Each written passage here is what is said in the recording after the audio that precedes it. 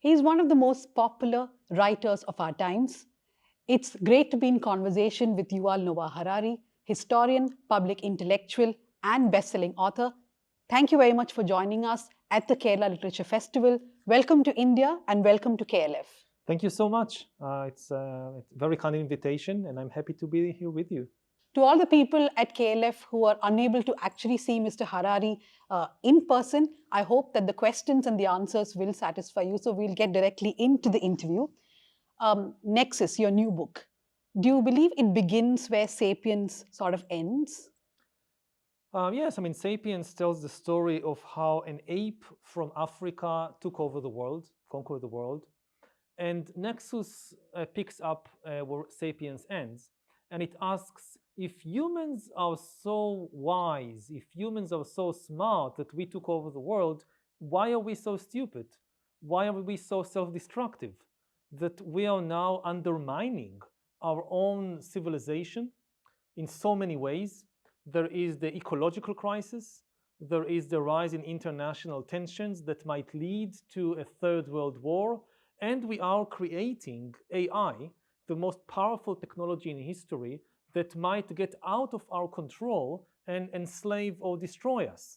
So the key question of the book is, if we are so wise, why are we so self-destructive?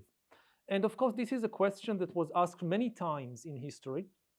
And there are many traditions who argue that there is something wrong in human nature that makes us self-destructive. Nexus gives a different answer. The problem isn't in human nature. Humans mostly are good by nature. The problem is in our information. If you give good people bad information, they make bad decisions. Humans almost never react to reality. We react to our image of reality. And our image of reality can be extremely distorted. Now, then the question comes, if indeed the main problem is information, why didn't our information improve as history developed? For thousands of years, we have developed more and more sophisticated information technology. Writing and printing presses, and then radio and television and computers and AIs. We should have seen an improvement in the quality of our information, but it's not happening. If you look in the modern era, you see that modern states are as likely as Stone Age tribes to fall victim to mass delusion and mass psychosis. People can believe the most harmful and cruel and ridiculous stories about the world. Why is our information not getting better? And this is the key question of Nexus. So when we read Sapiens, we kind of feel happy being Homo sapiens because you talk about the cognitive revolution. But when you read Nexus, you say humans are smart but also stupid and self-destructive. So it almost like puts you down a bit. Yes, we are easily deluded. This really also goes back to ancient Hindu and Buddhist view of the world, that the key problem about the world is not evil, it's ignorance, it's delusion. In the monotheistic religions like Christianity and Islam, there is a belief in evil. But in Hinduism and Buddhism, the main idea is that the problem is usually ignorance and delusion. And again, humans think that with all our technological development, especially in the field of information technology, we will be freed, liberated from ignorance and delusion. And it's not happening. People sometimes think that AI maybe will tell us the truth about the world. Again, it's unlikely to happen. The danger is that AI will entrap us, imprison us within a web of delusions even worse than anything we have seen before in history. So at many points in the book, you say that whenever new technologies come, people have made apocalyptic predictions like this is perhaps the end of the world. Did you attempt to do that, or were you resisting from doing that when it comes to AI? Because in interviews, you've also said that AI will lead to annihilation. It's not a prophecy, it's a warning. There is enormous positive potential in AI. there is enormous negative potential, and it's up to our decisions to choose which way to go. At the present moment, I think we should not rush to judge too quickly. We simply, first of all, need to understand the enormous power of this new technology. The one thing that everybody should know about AI is that this is not a tool, this is an agent. We are creating millions and billions of new agents and releasing them to the world. You know, previous technologies, if you think about information technology, like the printing press. So the printing press was a very powerful machine, but it could not make any decisions. Like a printing press cannot decide whether to print Nexus or whether to print another book. You always need a human being to decide, okay, let's print this book. And certainly a printing press cannot write books. A printing press cannot come up with any new idea. If you take a printing press and you take a stack of paper and lots of ink and lots of electricity and just sit and wait, it will never create a single new idea, a single new word. Now, AI is different from the printing press, from the radio, from television, from every previous technology, because it can do this. AIs can make decisions.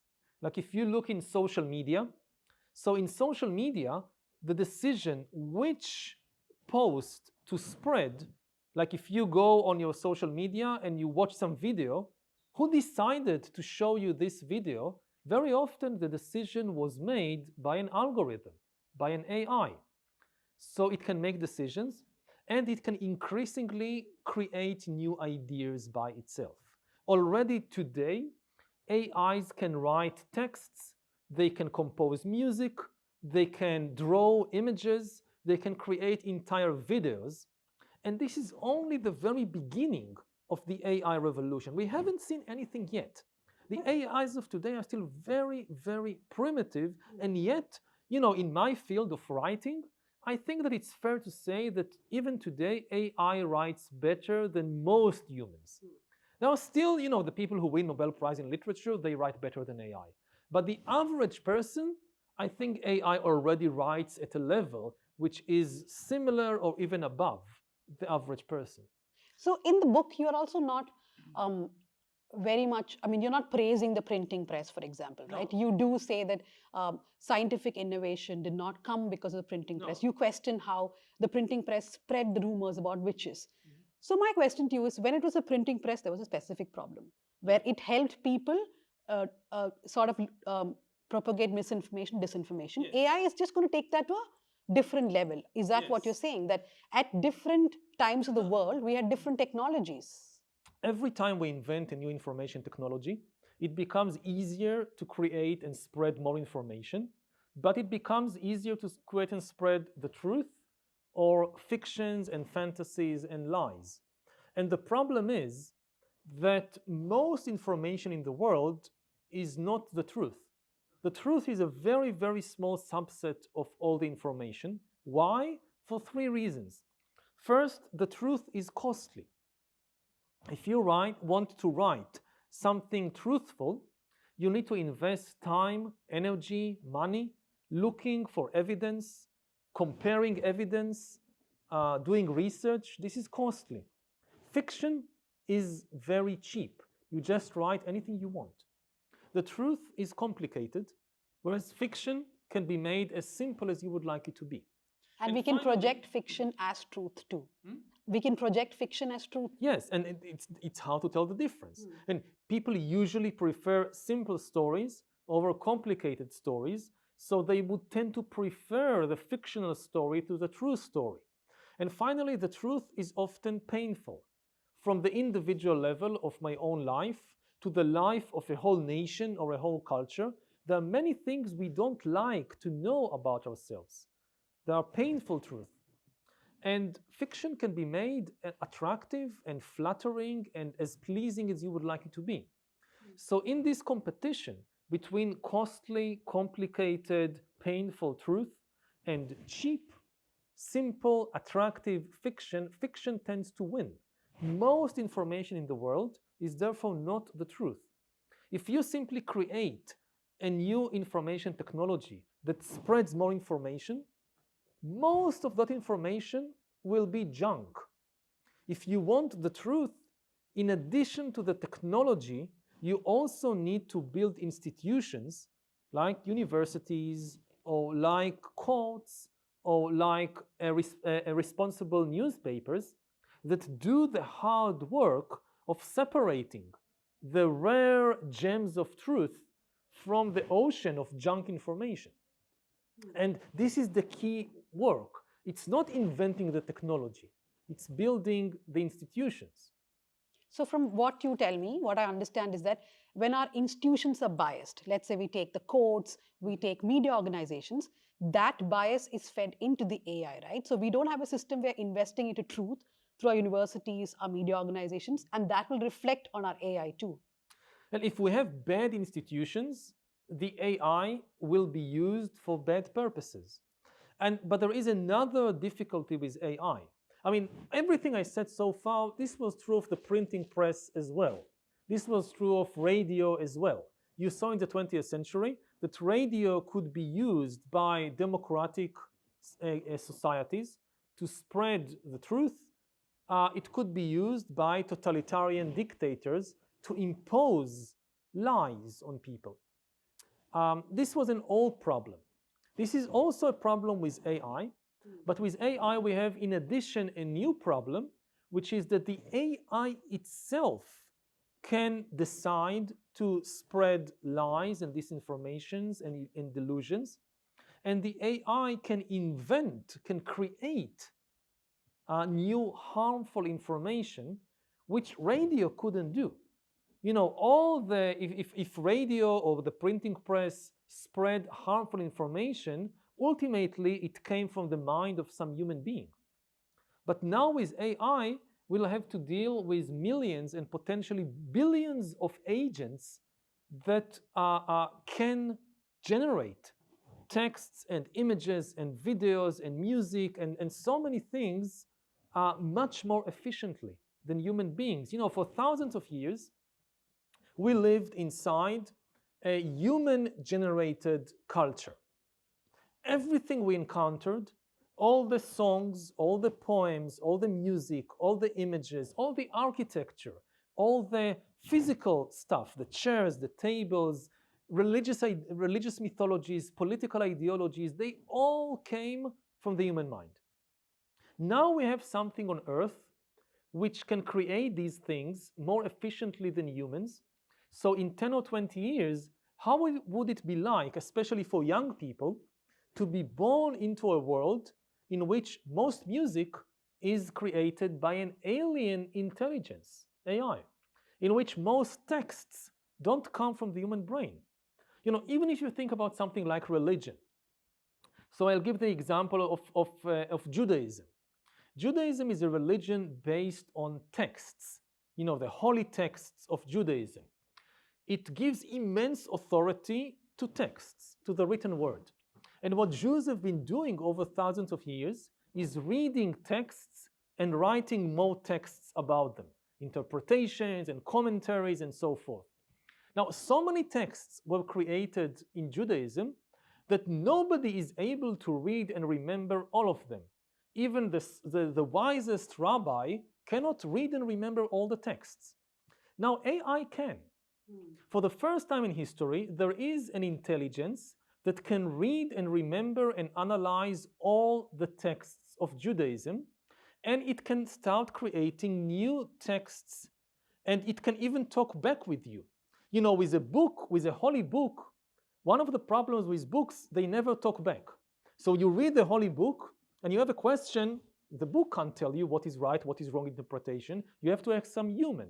So you're saying like how the holy people became powerful because they interpreted the Bible in a certain way. Yeah. The AI can now. AI can interpret maybe the Bible better than any human being because it has read all the texts of Judaism or all the texts of Christianity or all the texts of Islam and find patterns in it that no priest and no imam was ever able to identify. Let's say you go online, you have some question about the Bible or about what God or whatever, and you get an excellent answer, and you don't even know, is this answer coming from an AI or is this coming from a human priest? But then I would have to do more research to find if that answer is right or wrong.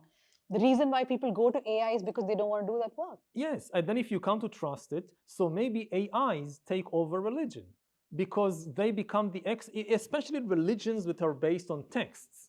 If authority is in the text and AIs become the world's greatest experts on texts, they will take over the religions of texts.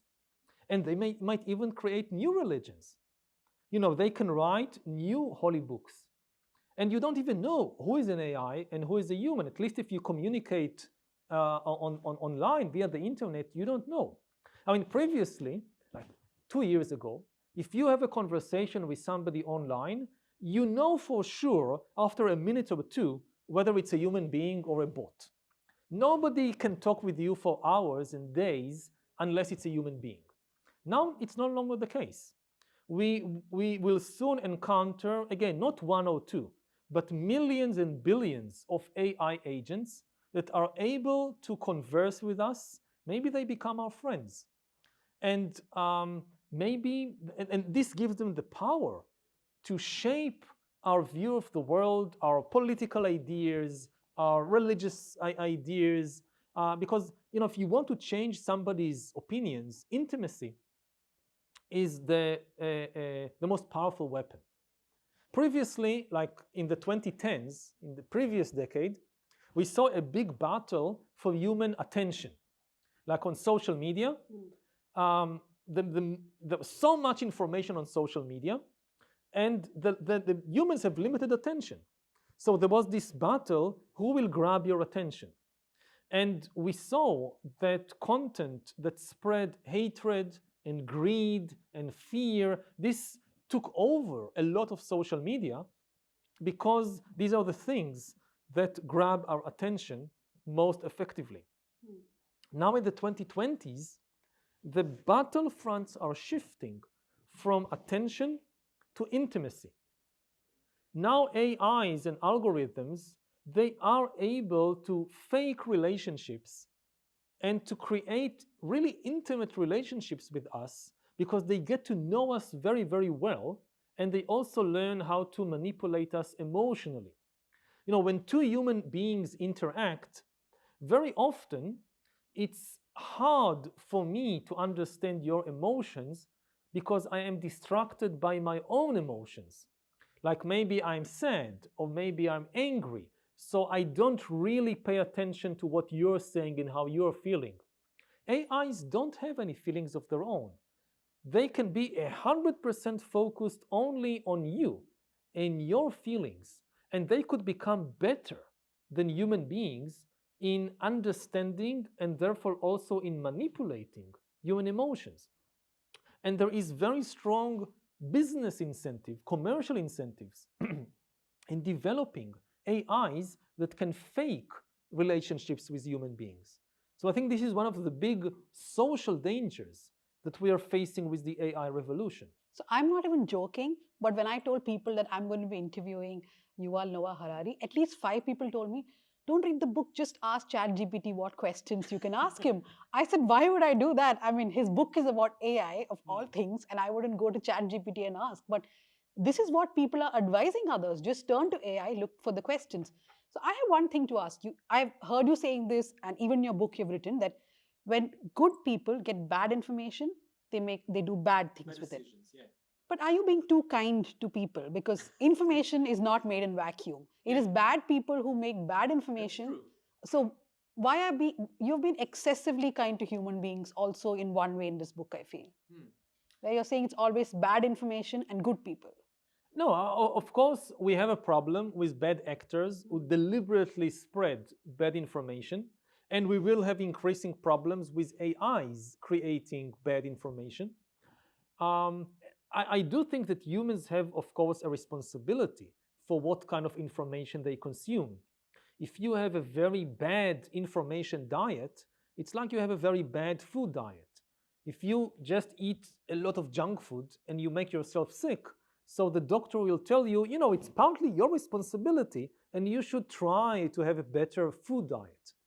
Similarly, if you go on a very bad information diet and you just stuff yourself with too much junk information, which is full of hatred and greed and fear, and it makes your mind sick, so this is partly your responsibility, and you should at least try to have a better information diet. I completely agree. I wouldn't kind of take away all responsibility from human beings.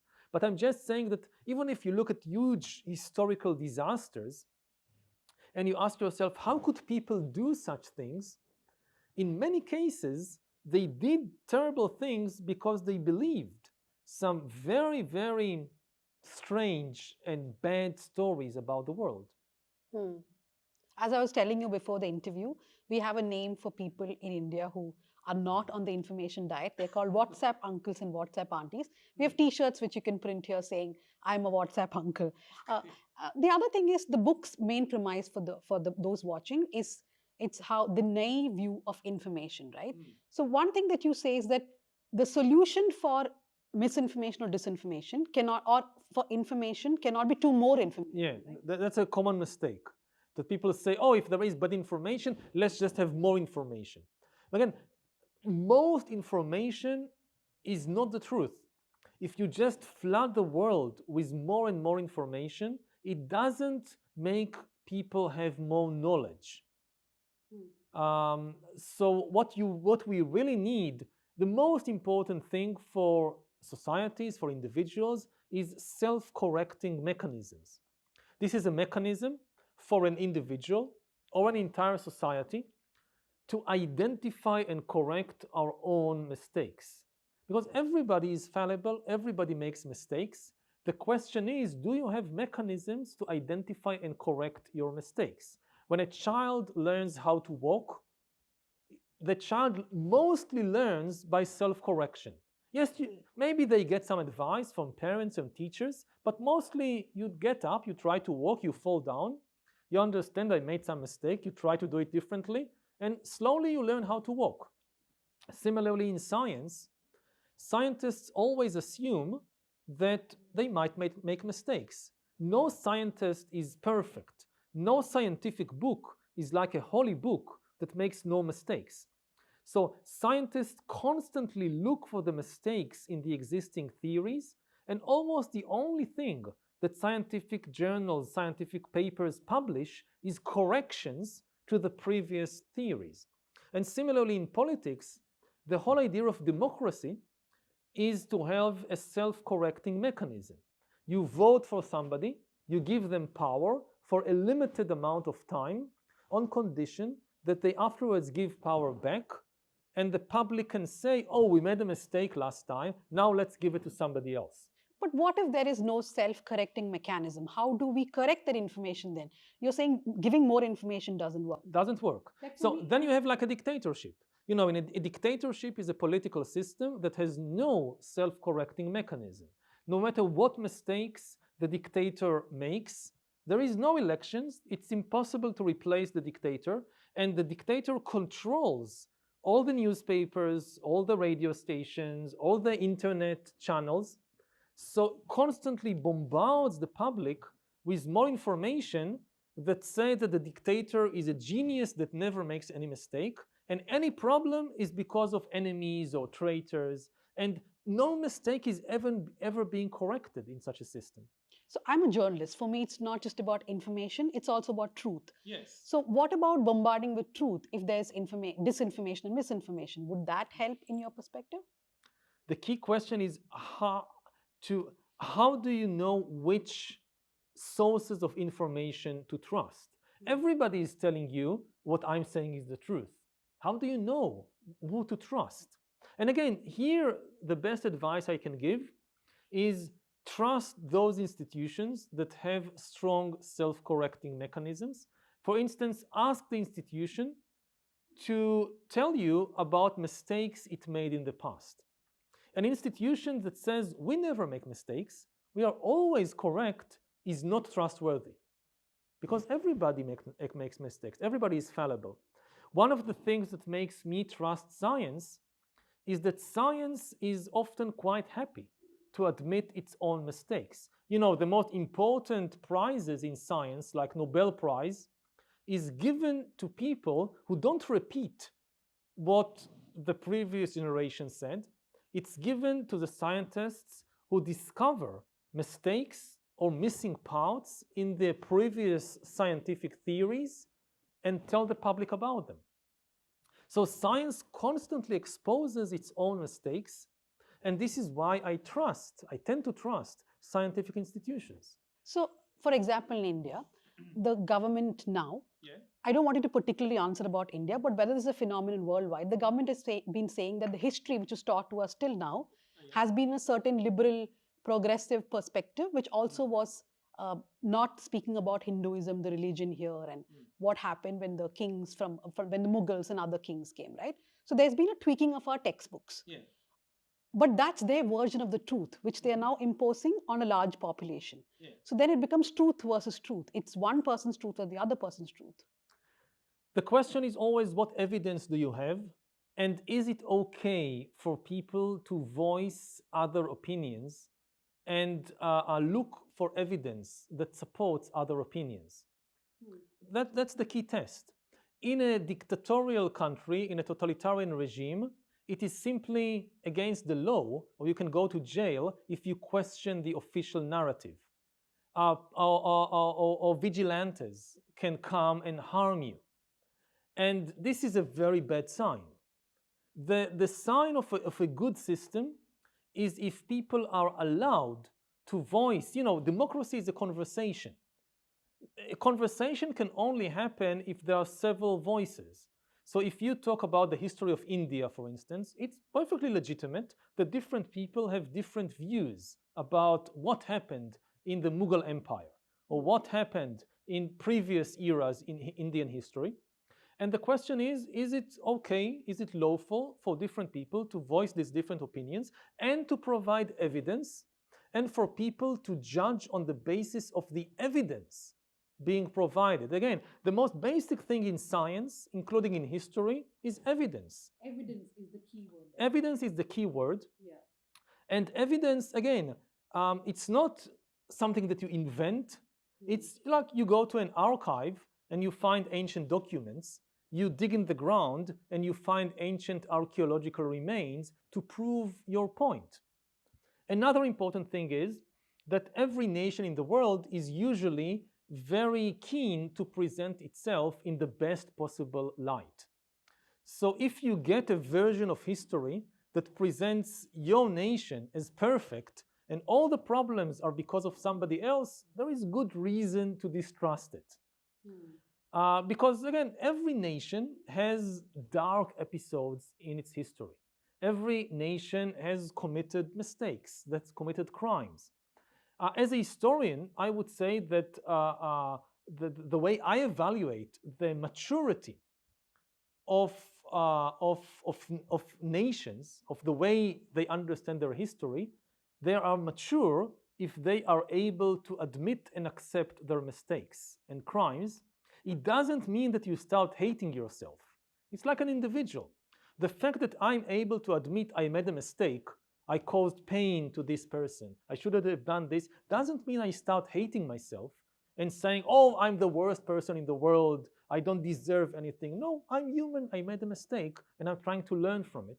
It should be the same on the level of nations. So I'll just close the thread on AI itself. Yeah. You are one of the global voices who have always spoken and warned against the advancement of AI. You even signed a open letter last year. Yeah. So my question to you is, what is your fundamental problem with AI? Is it the humans wielding it? Is the technology itself? Or is it that it's developing too fast that we are not able to understand what's happening? It's all of this. I mean, again, with every technology, there is always the danger that in the wrong hands, it will be used for wrong purposes. But with AI, there is the new danger that the AI itself is an agent that might escape our control and start making decisions and inventing new ideas and new products that would harm us. Now, this is not inevitable. Humans are extremely adaptable, but we simply need time to adapt. So I'm not saying let's stop all development of AI. this is not going to happen. This is undesirable because there is also immense positive potential in AI. So what do you suggest then? We basically need to slow down, invest more in safety, and give human societies time to adapt. I'll give a historical analogy. If you look at the last big technological revolution, the Industrial Revolution in the 19th century. So the problem with the Industrial Revolution wasn't that the technology was evil. Steam engines, trains, electricity, all these things, they are not evil. The problem was people did not know how to use them because they had no historical models. There was no model for how to build an industrial society. So people experimented, and many of these experiments led to terrible consequences. One big experiment was imperialism. When the Industrial Revolution erupted, a lot of people said that the only way to build an industrial society is to build an empire. Why? Because you need to control the sources of raw materials and the markets of the industry. Like the English do. Yes. So any country that industrialized, first Britain, but also then France and Belgium and Germany and Japan, they all built empires because people thought this is the only way to build an industrial society, with terrible consequences for hundreds of millions of people, not just in India, but in many other parts of the world. Another experiment was totalitarian regimes, that people thought the only way to build an industrial society is to build a totalitarian regime like Nazi Germany or like the Soviet Union, because they thought the only way to control the immense power of industry is if the government controls everything, the economy, society, culture, totalitarianism. Now we know that these were mistakes, that there are better ways to build industrial societies, but people didn't know. And the danger is any evidence of slowing down. Right? there is no, it's just going faster and faster. And you talk with many of the people who lead the AI revolution, and they tell you we are aware of the danger, but we can't slow down because if we slow down, we are afraid our competitors will not slow down, and then they win the AI race and they dominate the world. And you talk with the competitors and they tell you the same thing. So essentially, this is a problem of not enough trust between humans. Now, the paradox of the AI revolution is that the same people who tell you we must move faster because we can't trust the other humans, when you ask them, but can you trust the AIs you are creating? They say yes. So they have no trust in humans, but they do think they can trust the AIs. And this is very dangerous and very strange because we have thousands of years of experience with human beings. We know that humans can lie and cheat and deceive, but we also know how to build trust between humans. And with AIs, we have no experience. We know that AIs can also lie and cheat and deceive, but we don't understand how would a society of millions of AIs interacting with each other, how would this look like? And will we be able to trust it and prevent it from doing very dangerous things? We have no experience in that. So something very interesting which struck me in the book is you describe how while playing football, all nations decided that players should not use steroids. Yeah. If one country wanted to actually do a penalty, they could have, but everybody listens to that advice because that's how the sport can go forward. Yeah. So are you suggesting that if we have to rein in AI at some point, it has to be a global convergence of thoughts, that every country has to agree to it? This is the idea, but this seems at the present moment almost impossible, especially because the country who is leading the AI race, which is the United States, just has a new administration, which is totally against any regulation or any global cooperation. And so it seems very unlikely that we will have some kind of agreement like that. For me, the most important thing at this moment is simply to get more people to understand what is happening and to join the debate. There is a debate right now about what to do with AI. maybe the most important debate in history. The decisions about developing AI is really decisions about developing a new species that might take over the planet. At the present moment, the key decisions are being made by a very small number of people in just a few countries, mostly the United States and China, because they are the only ones who really understand what is happening. My aim with Nexus and with interviews like this is to make more people around the world understand what is happening so they can also join the debate and voice their opinions, their views, in the hope that with more people engaged, we can make better decisions. Whether this will happen or no, we'll see in the future. Because you mentioned America and the new administration, one thing that happened recently is Elon Musk taking over X, and then camouflaging it as free speech endorsement, where anybody can say everything. That's created its own problem. Sitting in India, when I use AI, I always feel that the AI does not, because it's an American AI, it does not understand India.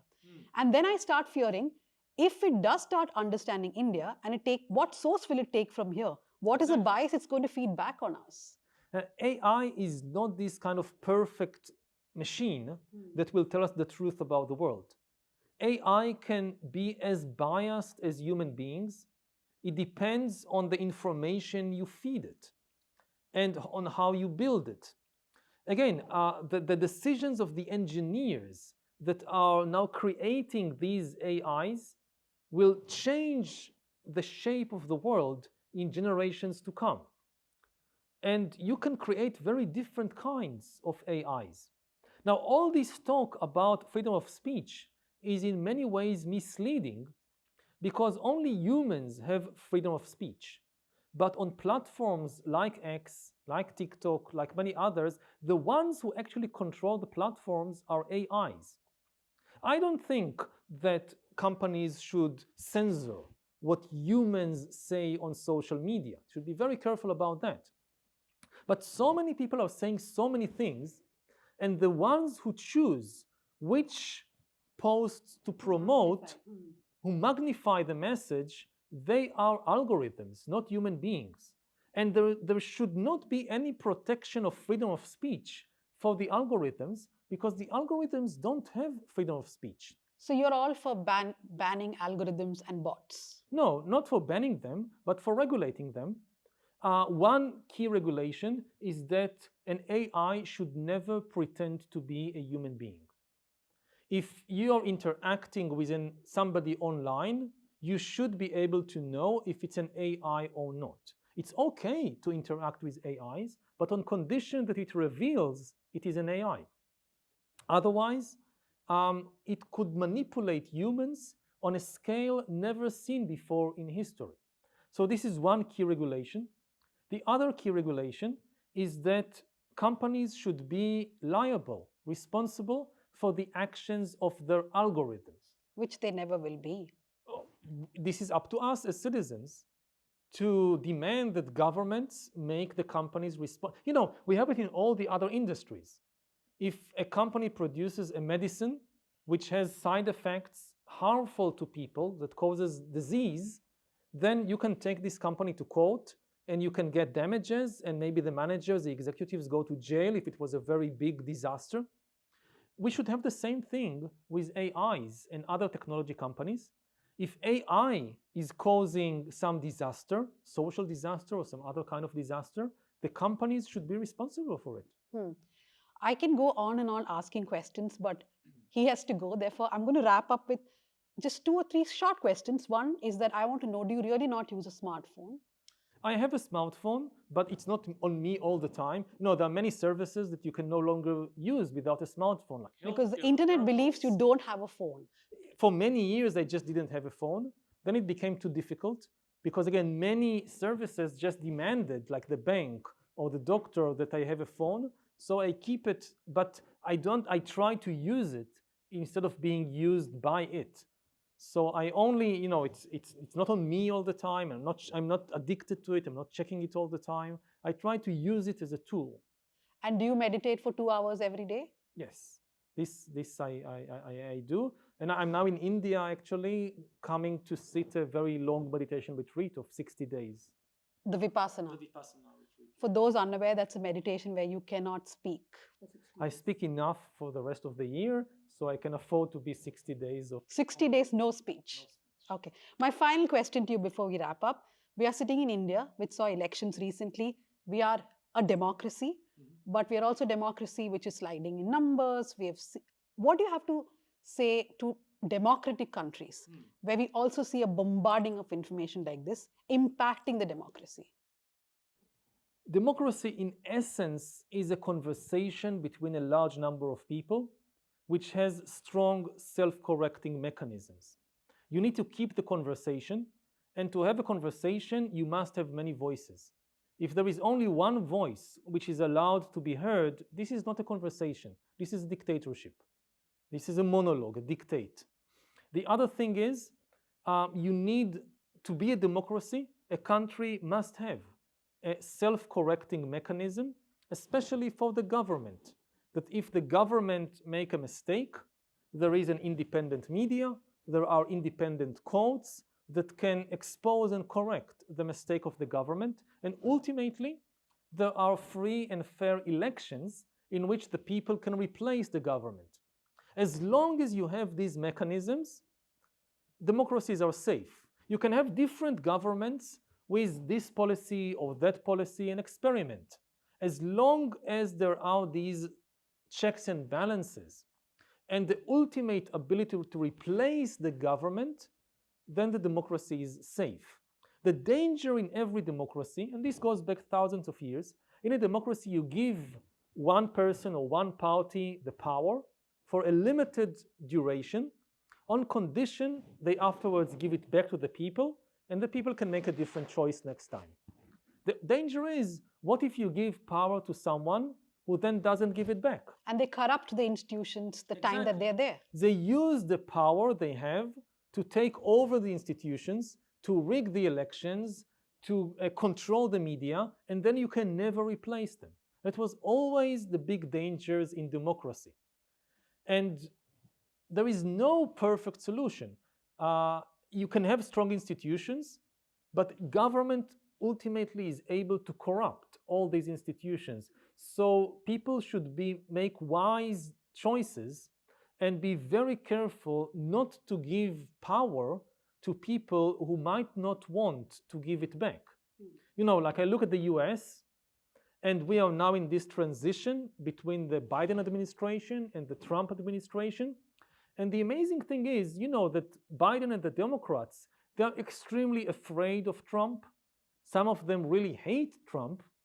And nevertheless, they are taking all the power and giving it peacefully to Trump.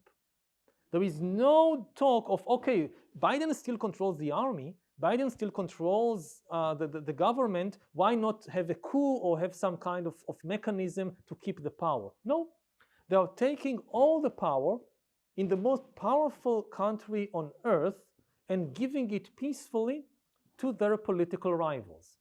This is the perfect example of democracy in question, of democracy in action. The big question is, what will Trump do?